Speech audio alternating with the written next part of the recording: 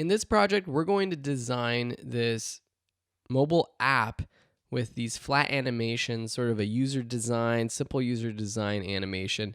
And there's lots of aspects to this, so I'm going to break this project down into several videos, one where we're building out the app, one where we're animating it, and then one where we're adding some more effects like this cool little reflection down below. So you can follow along with the weather app animation project, or you can build it completely from scratch. So let me just break down what's happening in this. So first, within the phone sort of itself, you have this app where this weather app has the morning, day, and evening. And each of these has a little pull down where you can find more information like the temperature, if it's sunny or cloudy, the humidity. You could add any information that you want. And so this runs through a couple different options, pulling down to see the morning and also the evening. And then also with the morning, you see that we have this animation of the sun. It's spinning around, and then you have like a cloud here, and then the night. Okay, so lots of cool stuff going on. So the first thing we want to do is build out the app. So to do that, let's start a new composition. Now for this one, we're going to make it the size of a typical screen on a phone. And a lot of screens nowadays are the 16 by 9 format, but vertical. So for our width, we would choose something like 1080 by the height 1920. Now that's a vertical 9 by 16 aspect ratio. So now if you click open, you see what that looks like.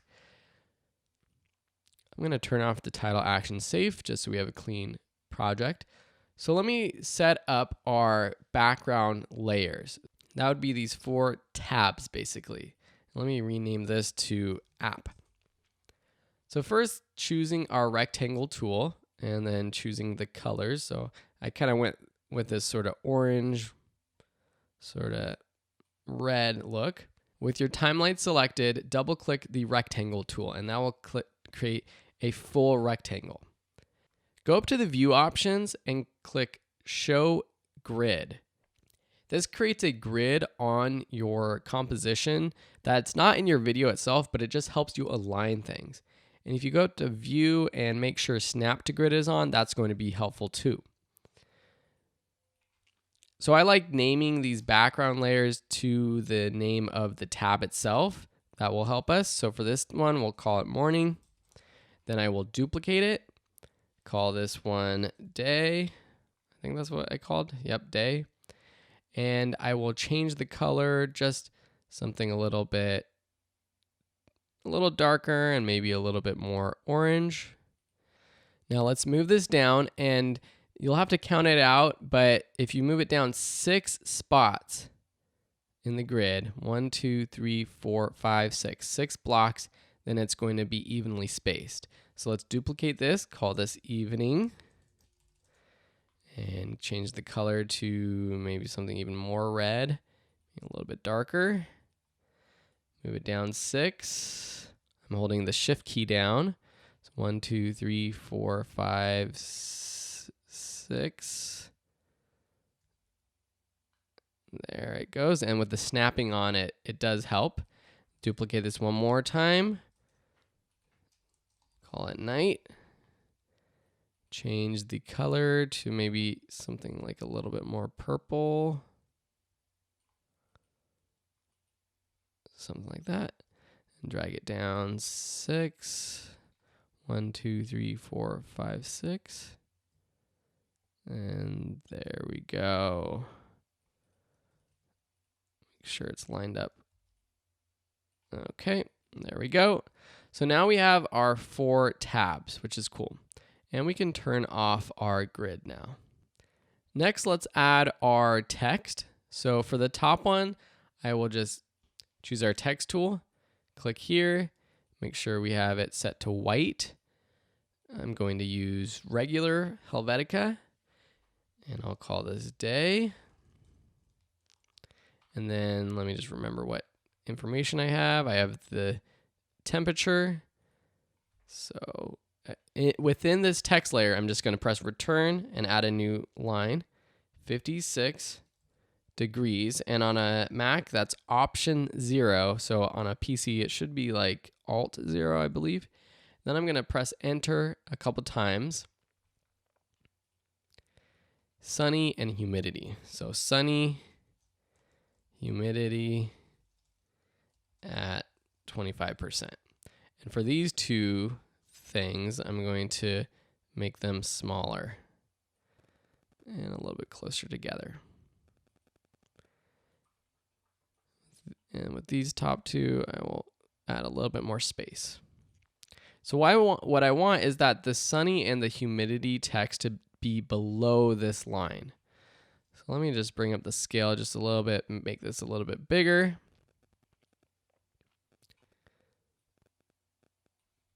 So you can do this with the sizing of the text, or you can do this with the sizing of the layer itself.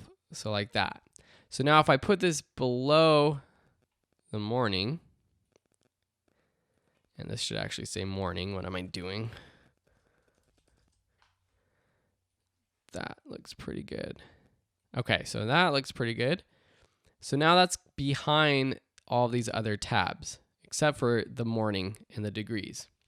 Let me duplicate this and put it in front of everything at first and drag it down right there. And we'll call this day. And I can make up everything from scratch. So 78 degrees, sunny, humidity, we'll put at 10%. And then put this behind our evening and night tab. Duplicate this, bring it in the front, drag it down. Evening, we'll make this 63% or 63 degrees. Cloudy, humidity at 34. Put this beneath, duplicate it one more time, bring it on top. For now, I'm just going to leave it here, change it to night. I'll do 53 or 53. Let's do 52. Clear. Humidity will be at 9. And let's just drag this down.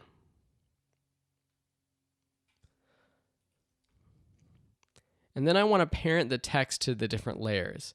So I want the humidity text to be parented to night, the evening text to be parented to evening, the day text to be parented to day, morning to morning. So now if I bring up the position of morning, I can drag this up or down, and that works well. Now let's create the different icons. So one is going to be the sun, one is the cloud, and one is the star and the moon. So starting with the cloud, which is the easiest one because we've created this so many times, take your ellipse tool, change the fill to white, and let's just create clouds. So let's just create our little cloud. This might be too big. Rename this to cloud, bring up scale and make it smaller. And then put it right there. And I'll put this underneath our night tab. And let's just try to align it. That's pretty good. And I'm going to bring up the evening text. That looks good. And then I'm also going to press T and drop the opacity to like 25%. So you don't really see it until the tab is opened. See how the sun kind of pops on until it's opened? Cool. All right, next let's add the night. So to create a star, we actually have a star tool, which is cool. So select that and just click and drag and create a couple stars, however many you want. And then to create a moon, it's fairly simple. So I zoomed in here. Let's take our ellipse tool. And what I'll do is I'll create a quick circle like this, and then I'll take another circle and move it like this, so it's kind of overlapping. And with this one, what I'll do is change the color to the background. So now it just looks like it's a moon because the ellipse 1 is the white one and the ellipse 2 is on top. Now this created a new shape, so let me just cut these, Command X, and paste them into our other shape layer, and make sure that they're behind our other star layers, which is good. And I might need to move this star layer up just a bit. Okay, cool. Now let me rename this to moon, and then delete our shape layer. So now if we move this here and press T and drop the opacity to 25%, I'm going to parent this to night. And with the cloud, make sure it's parented to evening. One thing that will also help organize these is by keeping everything the same color for each tab. So if I select moon, night, text, and the night, then change the color, I'll just start with red. And then for these next three, I'll change it to lavender. And then for the day text and day tab, just make orange, morning, or let's do cyan. Okay, so now it's a little bit easier. Next, let's create our sun. Now, this is going to be a little confusing, so you need to follow along precisely with what I'm doing. So first, take your pen tool. We're going to create the sun rays first. Turn off the fill, so make sure the fill is set to none, and set the stroke to white, and 8 pixels is fine for now. Now, with no layers selected, let's go and turn on our title action safe and zoom in to our composition and just create a sun ray, just clicking once and then twice. So we have this little line coming from the center of our screen. Okay. So I'll rename this to be sun.